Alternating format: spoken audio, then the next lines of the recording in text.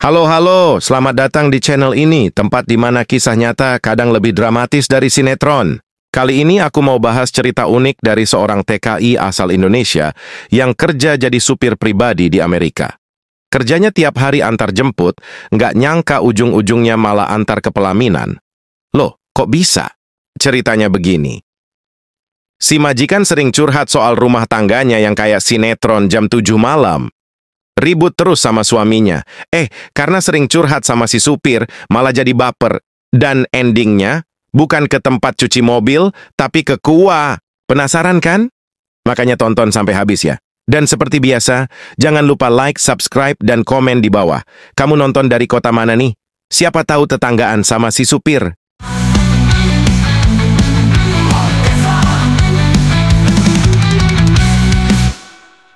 Namanya Darwis. Umur 30 tahun, asalnya dari Sulawesi Selatan. Orangnya sederhana, badannya agak tegap, kulitnya sawo matang hasil akumulasi sinar matahari Makassar, level maksimal sejak kecil. Darwis ini bukan tipe cowok yang banyak gaya. Rambutnya selalu disisir rapi pakai tangan dan minyak rambut merek cap 3 jari. Tapi jangan salah, walaupun penampilannya sederhana, hati Darwis penuh tekad baja. Bukan karena dia nonton sinetron motivasi tiap malam, tapi karena dia punya mimpi, ingin mengubah nasib dan bikin bangga keluarganya di kampung. Dengan modal nekat, bahasa Inggris pas-pasan yang isinya cuma yes, no, dan I am sorry miss, I don't understand, Darwis berangkat ke Amerika jadi TKI. Dapat kerjaan sebagai supir pribadi di rumah orang kaya, rumahnya gede, kamarnya banyak, WC-nya aja lebih banyak dari jumlah orang di rumah. Kerjaannya Darwis tiap hari, jemput anak, antar belanjaan, bawa majikan ke salon, yoga, kadang ke tukang urut yang katanya spesialis trauma masa kecil. Pokoknya Darwis udah hafal jalanan Amerika lebih dari hafal jalan ke rumah neneknya sendiri. Tapi walaupun kerja di negeri orang, Darwis tetap Darwis. Nggak luntur logat Makassarnya, dan tiap minggu masih sempat video call sama emaknya sambil bilang, "Mah, ini di sini dingin sekali, kipas angin aja kayak AC 2 PK. Hidup Darwis terlihat stabil, gaji lumayan, makan cukup, tidur enak, nggak ada drama. Sampai suatu hari, ada hal yang mengubah arah hidupnya. Tapi sabar dulu. Cerita itu nanti di bagian berikutnya. Di minggu-minggu pertama kerja, hidup Darwis seperti biasa aja.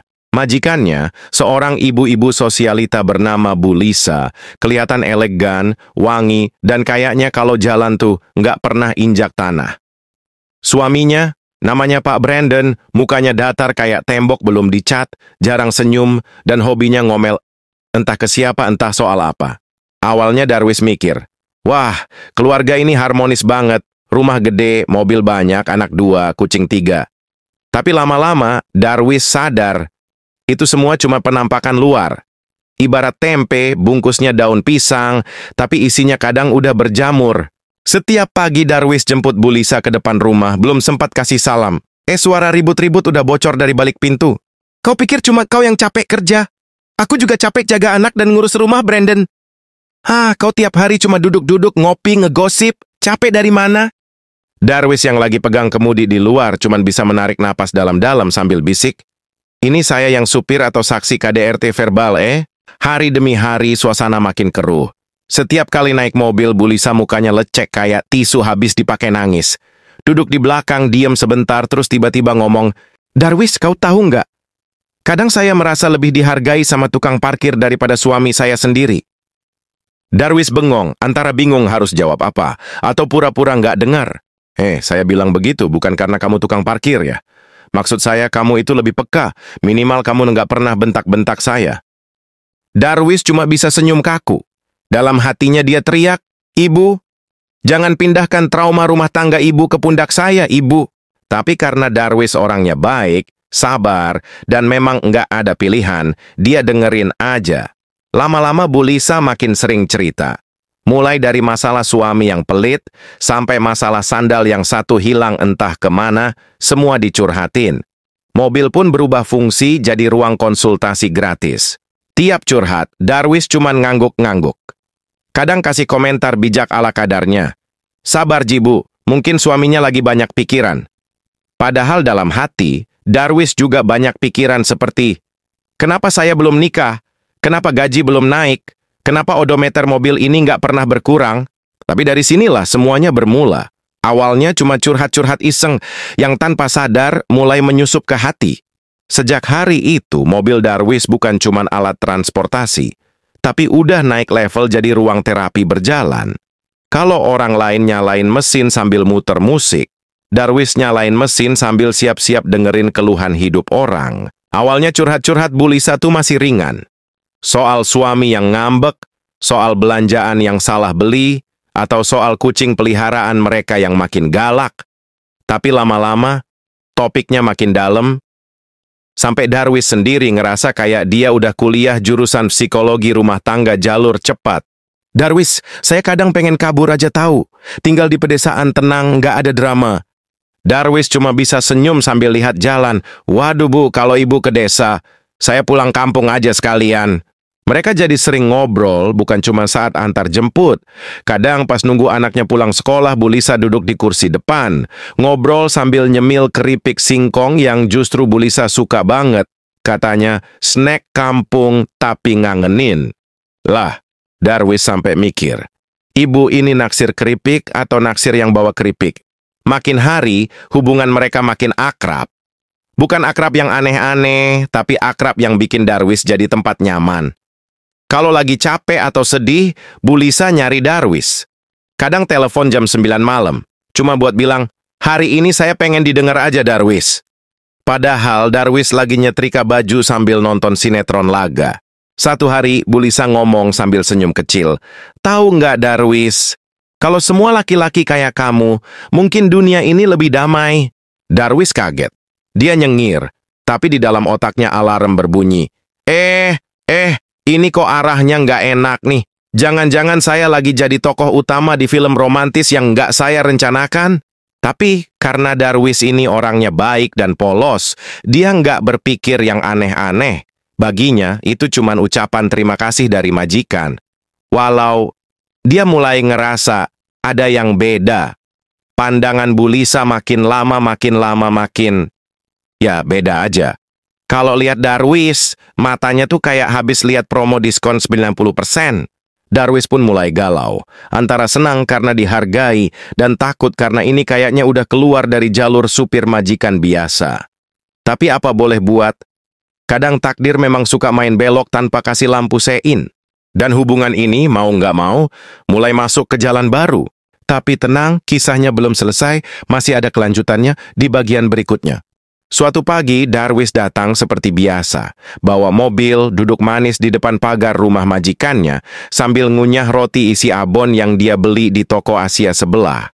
Tapi hari itu, rumah Bu Lisa sepi. Nggak ada suara ribut, nggak ada suara kucing, bahkan suara pintu pun nggak kedengaran. Darwis sempat mikir, jangan-jangan rumah ini udah pindah dimensi? Tiba-tiba pintu terbuka, Bu Lisa keluar, pakai kacamata hitam, bibirnya merah, bawa koper besar, dan senyumnya senyum pasrah. Bukan senyum bahagia, tapi senyum yang bilang, saya sudah lelah, Darwis. Begitu masuk mobil, Bu Lisa cuma bilang pelan, ayo jalan Darwis, kita ke hotel. Saya udah nggak tahan tinggal di rumah itu. Darwis langsung tegak kayak papan triplek. Dalam hatinya dia bingung, ini maksudnya hotel buat ngadem atau buat... jangan mikir aneh-aneh dulu, Darwis. Di jalan, barulah semuanya dijelaskan. Ternyata semalam, pertengkaran terakhir terjadi. Hebat-hebatnya kayak final tinju kelas berat. Bu Lisa udah bulat tekad, cerai. Darwis yang dengar itu cuma bisa ngangguk sambil ngencengin sabuk pengaman. Ibu, yang kuat ya, jangan lupa makan. Padahal yang lapar tuh dia. Setelah pindah ke hotel, Bu Lisa makin sering ngajak ngobrol. Nggak lagi di mobil doang, kadang di lobi hotel, kadang di taman, bahkan pernah curhat sambil bantu Darwis nyuci mobil. Iya, Bu Lisa nyuci mobil. Pakai kaos oblong, celana pendek, dan sandal jepit. Darwis sampai heran, ini Bu Lisa apa Ibu RT 02? Lalu mulai deh perubahan-perubahan itu muncul. Bu Lisa jadi lebih santai, lebih sering ketawa, dan yang paling mengejutkan, dia mulai belajar masak. Katanya mau belajar masak khas Indonesia. Suatu hari dia bawa makanan dan bilang, Darwis, coba ini, saya masak mie goreng Makassar.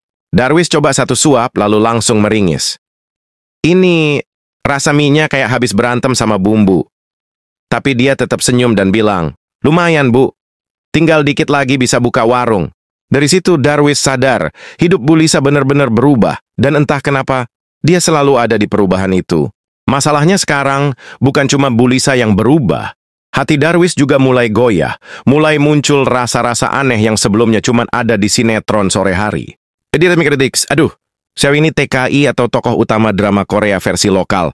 Tapi satu hal yang pasti, hubungan mereka udah nggak bisa dibilang supir dan majikan lagi. Semua udah mulai melewati batas yang dulu dijaga baik-baik. Lalu, apa yang akan terjadi selanjutnya?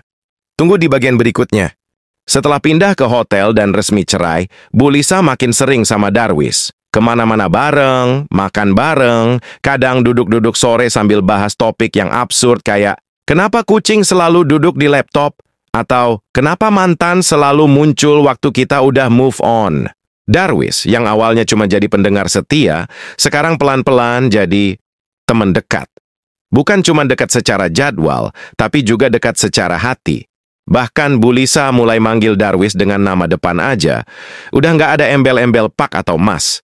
Cuma, Darwis, sini deh. Waduh, bahaya nih. Suatu sore saat mereka duduk di taman sambil makan bakwan buatan Bu Lisa, yang jujur aja masih agak keras kayak batu koral, tiba-tiba Bu Lisa nyeletuk, Darwis, kamu tuh beda ya. Saya nyaman kalau deket kamu. Tenang gitu. Darwis hampir nyedak bakwan.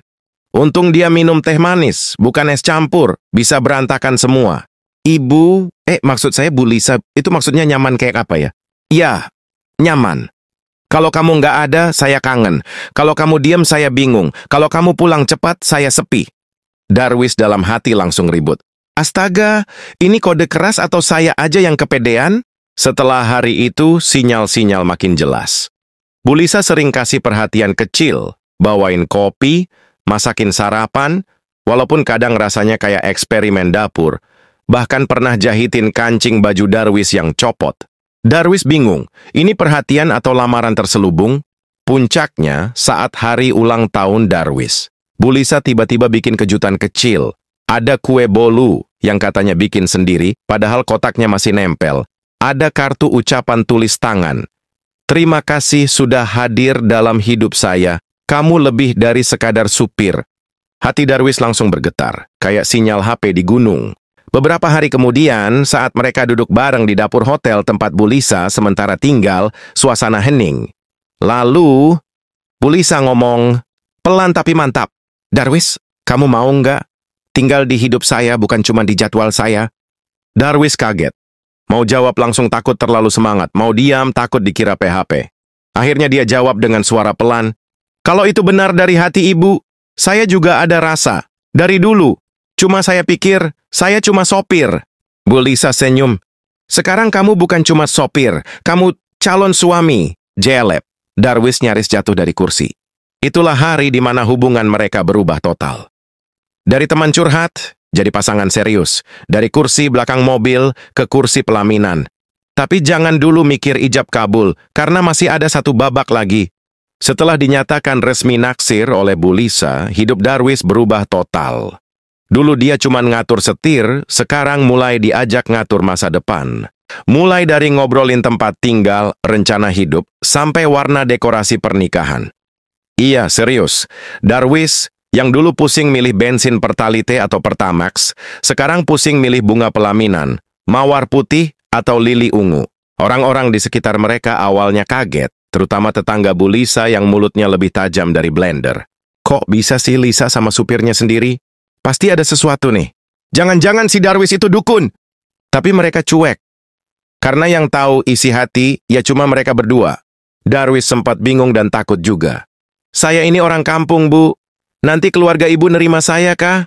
Bu Lisa cuma ketawa. Darwis, kamu nggak tahu ya, justru kamu yang bikin saya merasa pulang. Kamu itu bukan orang biasa. Kamu luar biasa. Kamu satu-satunya orang yang nggak pernah ninggalin saya waktu saya di titik paling rendah. Darwis langsung meleleh.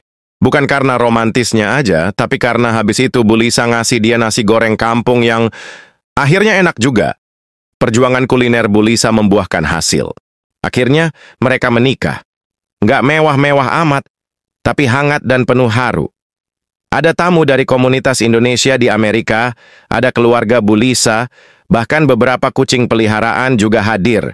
Ya, paling enggak ikut numpang foto di sofa. Darwis pun resmi jadi suami, bukan lagi supir pribadi. Tapi dia tetap rendah hati. Masih nyuci mobil sendiri, masih bantu masak, dan tiap minggu masih video call sama ibunya di Sulawesi Selatan. "Mak, saya sudah nikah, Ma." "Iya, saya tahu. Tapi kenapa kamu manggil istrimu masih Bu Lisa?" Hidup Darwis sekarang lebih damai. Dulu dia cuma pengen kerja dan kirim uang ke kampung. Tapi ternyata, dia dikasih bonus. Jodoh yang datang dari tempat tak terduga. Moral dari cerita ini? Kadang hidup bawa kita mutar-mutar dulu. Bikin kita kerja keras, sabar, dengar curhat orang, sampai kita lupa. Ternyata di balik semua itu, ada jalan menuju bahagia yang nggak pernah kita sangka. Dari supir jadi suami, dari curhat jadi cinta. Kalau kalian suka dengan kisah ini, jangan lupa untuk like, subscribe, dan tulis komentar kalian di bawah. Kalian nonton dari kota mana? Siapa tahu ada yang juga punya kisah cinta yang berawal dari curhat kayak Darwis. Siapa tahu jodohmu juga lagi duduk di bangku belakang mobil.